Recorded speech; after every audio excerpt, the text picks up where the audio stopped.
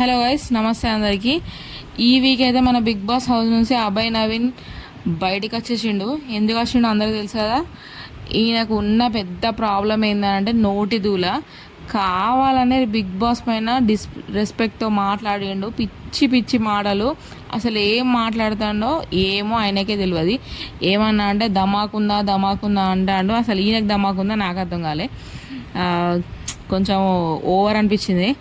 Nikhil and Abhay Naveen ఇద్దరి నామినేషన్స్లో ఎవరో ఒకరు నామినేట్ కండి, మిగతా వాళ్ళు సేవ్ కండి అన్నట్టుగా ఇద్దరిని చర్చించుకొని బిగ్ బాస్ చెప్పమనేసరికి ఈయన ఓవర్ కాన్ఫిడెన్స్గా రెచ్చిపోయి, నేను ఈ వీక్ కంపల్సరీ బయటికి వస్తా, నామినేషన్స్ నుంచి నన్ను ప్రేక్షకులు కాపాడతారు, నాకు ఫుల్ ఆడియన్స్ ఉంది, ఫ్యాన్ ఫాలోయింగ్ ఉంది, అది ఉంది ఇది ఉంది అని మొత్తం లఫంగి మాటలు బిగ్ బాస్ పైన అరిచి ఏందో వేసి లాస్ట్కి నాగార్జున గారు రెడ్ కార్డు చూపించేదాకా తీసుకొచ్చుకున్నాడు.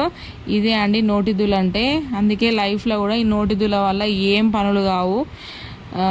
నాకైతే వరస్ట్ అనిపించింది ఈయన బిహేవియర్. చెత్త. అసలు ఏం మాట్లాడుతున్నాడో ఏమో ఆయనకే అర్థం కాలేదు. అసలు ఏం మాట్లాడతాడు అసలు. నోటిదులు అయితే చాలా ఉండే అభయ్ నవీన్కి. ఈసారి అయితే నాకైతే కరెక్ట్ ప్రాపర్ రియల్ ఎలిమినేషన్ అనిపించింది. బిగ్ బాస్ని నేను ఇప్పటి నుంచి మంచిగా ఫాలో అయితే ఇంకా నాకైతే ఇష్టం అనిపించింది. ఫెయిర్ ఎలిమినేషన్ పక్కా.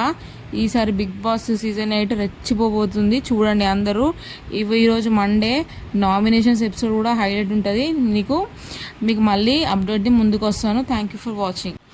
సెల్ఫ్ నామినేషన్ అయిండు అనవసరంగా, కొంచెం ఓవర్ అయిపోయింది. ఇక సెల్ఫ్ నామినేషన్ అయ్యేసరికి ప్రేక్షకులు గట్టిగా వేసుకున్నారు. మంచి ఎలిమినేట్ చేసి బయటకు పంపించారండి. నెక్స్ట్ నామినేషన్ ఎపిసోడ్ కోసము రివ్యూ ఇస్తాను, అందరూ చూడండి. సబ్స్క్రైబ్ చేసుకోండి ఫ్రెండ్స్, లైక్ చేయండి, షేర్ చేయండి. Bye guys.